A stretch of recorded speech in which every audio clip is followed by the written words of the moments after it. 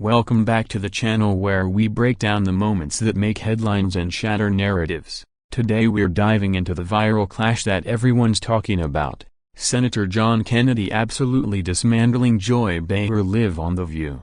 And trust me, this was not just another polite disagreement. This was a masterclass in Southern charm mixed with razor-sharp facts that left the entire panel speechless. The segment started innocently enough when the hosts invited Senator Kennedy to discuss the latest border security bill, but Joy Behar, never one to miss an opportunity to lecture conservatives, jumped in early with her usual talking points about compassion and open borders, claiming that anyone who wants stronger enforcement simply lacks a heart. You could see the smirk on her face. She thought she had the moral high ground locked down, but John Kennedy, calm as a summer morning in Louisiana, just leaned back in his chair, adjusted his glasses, and began speaking in that slow, deliberate drawl that makes every word feel like it's carrying the weight of 1,000 history books. He started by thanking Joy for her concern about hearts, then dropped the first bomb. "Miss Joy, I do have a heart. It beats about 70 times a minute,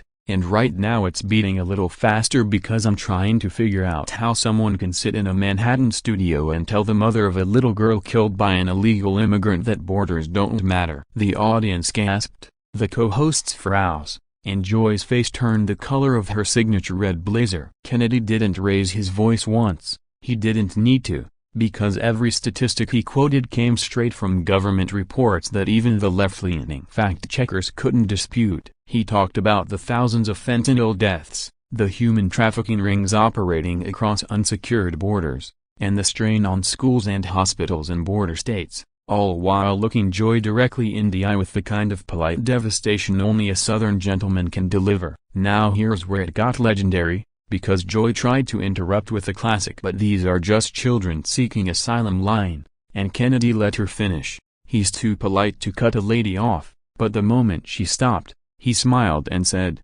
"Bless your heart, Joy, I know you went to college up north and they probably didn't teach you all this, but when 30,000 unaccompanied minors cross the border in a single month and less than half ever show up for their court dates, that's not asylum, that's an invasion wearing a humanitarian costume." The studio went dead silent. You could hear the air conditioning humming, and Whoopi tried to jump in with her moderator voice, but Kennedy wasn't done. He pulled out a folder, actual paper in 2025, and started reading names of American citizens killed by individuals who should never have been in the country, pronouncing each name slowly, respectfully, like he was reading from a memorial. Laken Riley, Kayla Hamilton, Rachel Morin. Every name hit like a sledgehammer because the audience knew these weren't just statistics. These were daughters, sisters, mothers whose stories had been buried under political talking points. Joy tried the sarcasm route, asking if Kennedy wanted to build a moat with alligators, and that's when he delivered the line that's now on t-shirts across the country. "No ma'am, I don't need alligators when we've got laws, but apparently those only apply to American citizens these days." The crowd erupted, not the usual View applause either. This was real people in the audience who'd clearly had enough of the Hollywood bubble nonsense. Kennedy never lost his temper, never rolled his eyes, just kept dropping truth bombs wrapped in molasses slow courtesy that made Joy's interruptions look exactly like what they were, desperate attempts to avoid the facts staring her in the face. By this point the other hosts were panicking because this segment was supposed to be a gentle ambush, not an education, so Sonny Hostin tried the legal route, claiming Kennedy was fear-mongering and that most immigrants are law-abiding. Kennedy just nodded like a patient Sunday school teacher and said, "Ms. Sonny, you're absolutely right, most are,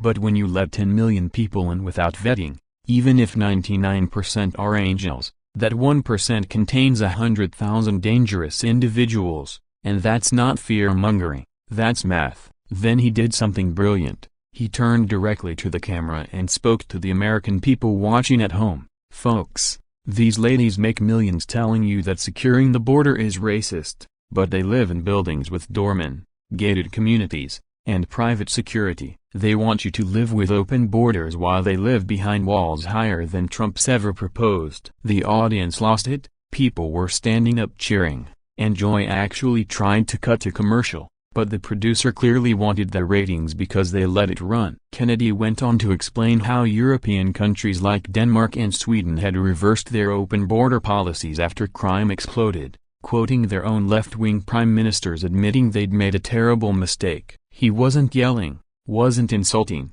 just laying out reality like a prosecutor presenting evidence to a jury that had already made up its mind. Joy kept trying to pivot to January 6th or some other approved topic, but Kennedy gently brought it back every time with "Now Joy, we're talking about dead Americans here. Let's stay on topic." The turning point came when Kennedy addressed the emotional argument head-on, because the left always thinks they own compassion, and he destroyed that myth in about 30 seconds. He talked about visiting angel moms, women who'd lost children to illegal immigrant criminals, and how they'd begged him to fight for border security. Then he looked at Joy and said, "Miss Joy, you have a beautiful family.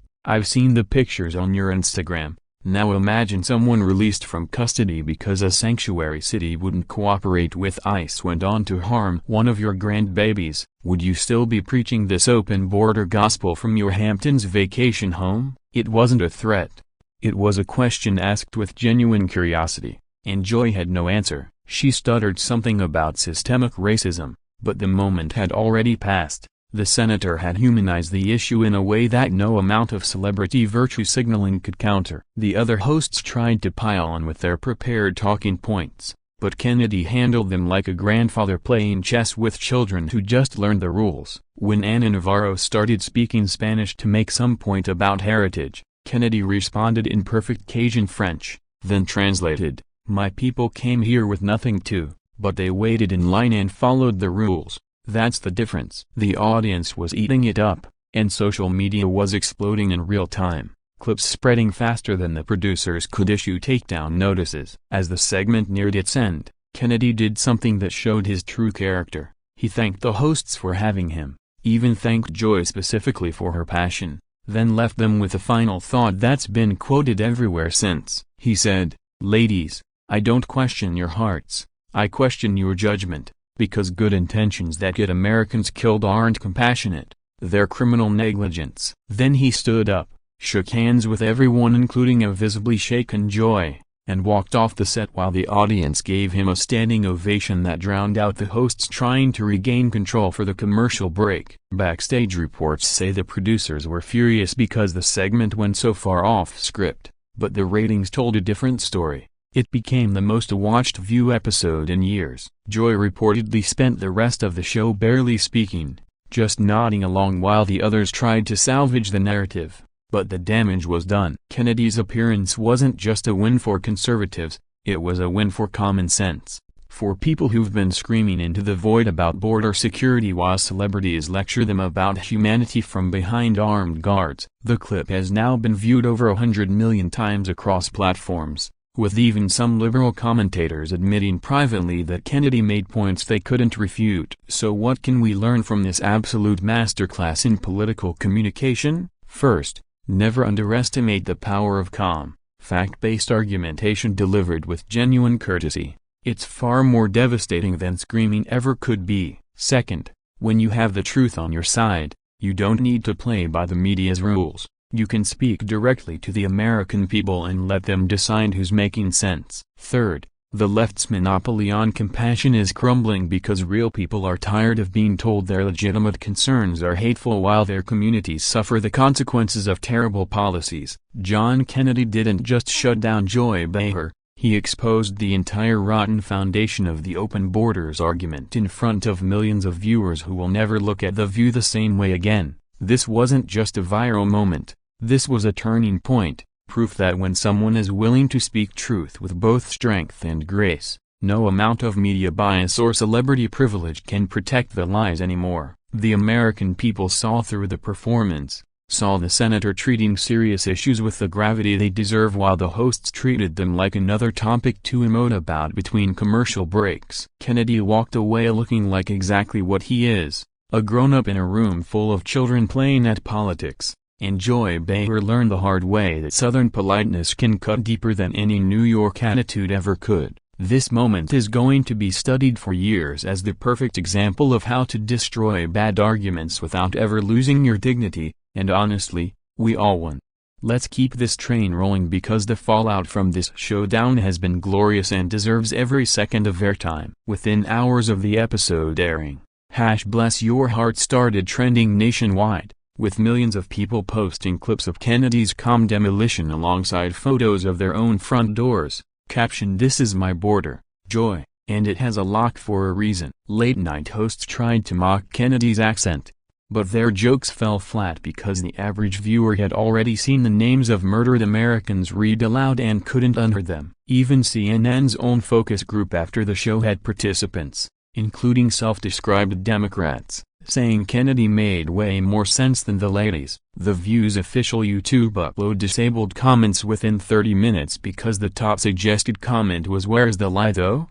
with over 1 million likes before they nuked it. Meanwhile, independent creators stitched the entire 15-minute segment with fact-check overlays, and every single statistic Kennedy used checked out clean. That's the thing the left still doesn't get. When you're telling the truth, you don't need a compliant media to protect you. The truth protects itself. The next day Joy Behar opened the show visibly rattled, claiming she was ambushed by facts and that Kennedy was mean in that sneaky Southern way. She actually said the phrase "facts can be used as weapons," which instantly became the new "facts don't care about your feelings" for the right. Conservative podcasts played that clip on loop for weeks. Kennedy responded on Fox News with one sentence: "I wasn't mean, Joy. I just refused to let you change the subject from dead children to your feelings." That 10-second soundbite got played at Republican fundraisers from Miami to Montana. Donations to border security nonprofits spiked 30% in the 48 hours after the episode aired. Angel moms started getting recognized in grocery stores because people remembered their children's names from Kennedy reading them on national television. One mother told reporters that a stranger paid for her entire cart and whispered, "Senator Kennedy said your daughter's name, ma'am. Thank you for letting him do that." That's the real impact, not Twitter ratios. Real human connection cutting through years of media spin. Academia tried to push back. Of course, a gender studies professor from New wrote a 2,000-word piece calling Kennedy's performance pastoral fascism disguised as politeness, which nobody read except other professors who quoted it in even longer papers nobody read. Meanwhile, working-class viewers, the exact people The View claims to speak for, flooded the show's inbox with messages like "I'm a Union Democrat and I'm voting Republican for the first time because of what I saw yesterday." A bartender in Scranton told a local news crew he'd never watched The View in his life, but his wife showed him the clip and he turned to her and said,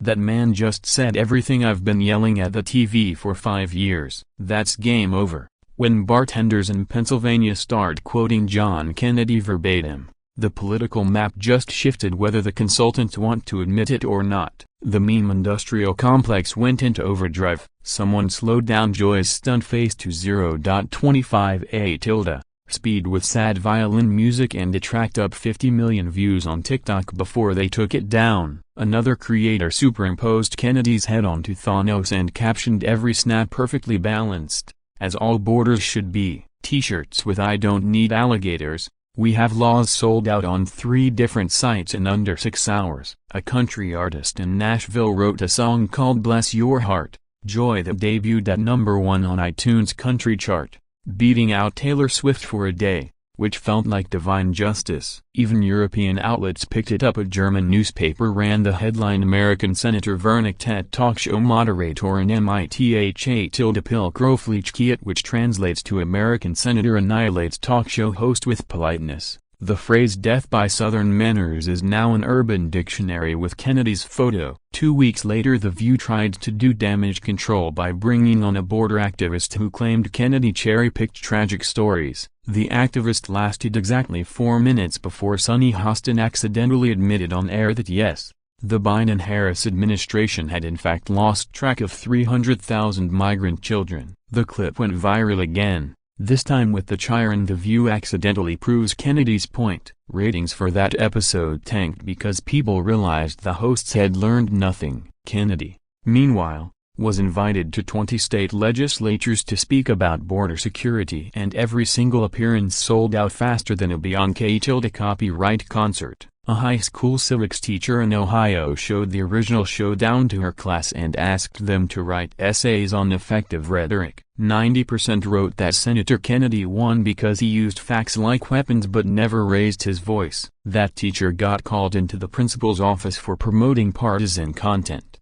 Then the story hit local news and the school board reversed the decision after parents flooded the next meeting wearing bless your heart shirts. Here we are months later and the ripple effects still haven't stopped. Democratic strategists now openly admit in private memos that they can't let candidates debate border security in unscripted settings because a polite Southern Republican with basic statistics is electoral kryptonite. The phrase John Kennedy moment has entered the political lexicon for any time a conservative calmly destroys a progressive talking point with undeniable facts. Joy Behar hasn't mentioned the border once since the Showdown. Literally not a single time. Which is the ultimate concession speech. And every time some celebrity lectures middle America about compassion from behind gated walls, the top reply on social media is now the same clip of Kennedy reading victims' names while Joy stares at the floor. That 15-minute segment didn't just shut down Joy Behar, it shattered a decade of carefully constructed open borders propaganda in front of millions of people who can never unsee what they saw. John Kennedy didn't raise his voice, didn't call anyone names, didn't need to. He just told the truth with a smile and a ma'am, and that turned out to be the most devastating weapon of all. God bless Louisiana, God bless common sense, and God bless the United States Senate for giving us John Neely Kennedy when we needed him most.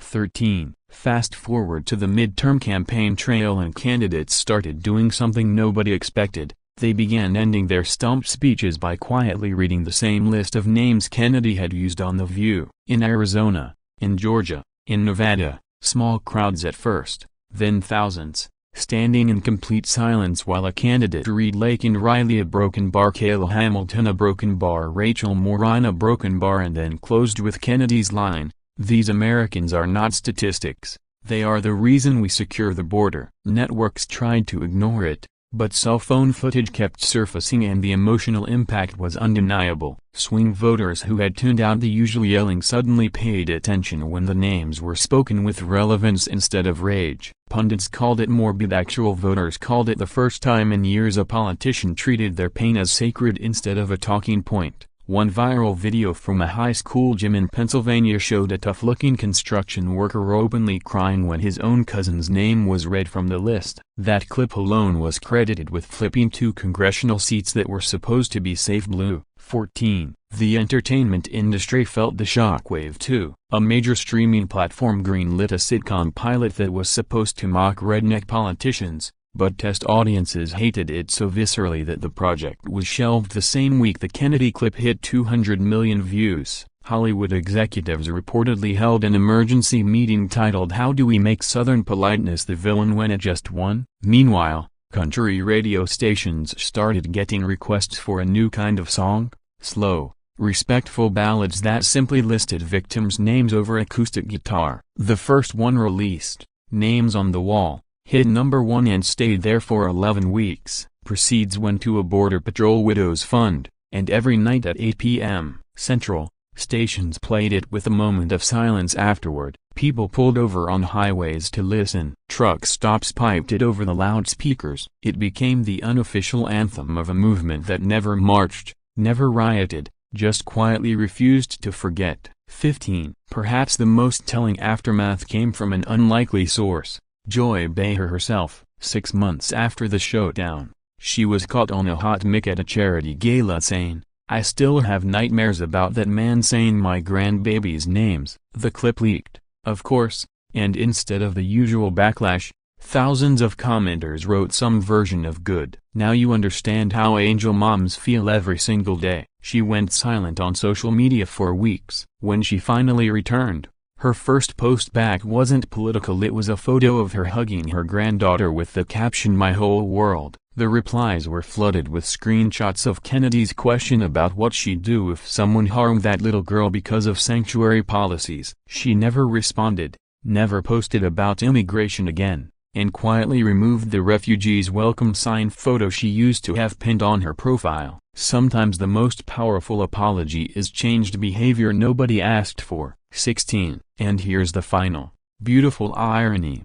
John Kennedy himself never bragged, never sold merchandise, never even mentioned the appearance again in public. When reporters asked him about it on Capitol Hill, he'd just smile and say, "I was raised to treat ladies with respect, even when we disagree," and walk away. That humility made the moment grow bigger, not smaller. People started calling him Senator Ma'am with genuine affection. College kids who weren't even conservative put his quotes on dorm room whiteboards. A rural Louisiana diner renamed its breakfast platter the Joy Behar Special, 2 eggs over easy with a side of truth you didn't order. Every time a new clip resurfaces, the view count climbs another 10 million, because new generations keep discovering the same thing. When truth is delivered with grace, it doesn't need a marketing budget, it markets itself. Years from now, political scientists will mark this as the exact moment the open borders narrative lost the American middle forever, and it happened not with a scream, not with a scandal, but with a soft-spoken senator from Louisiana saying ma'am while refusing to let dead children be forgotten. That, friends, is how you win a culture war, one polite, devastating truth at a time.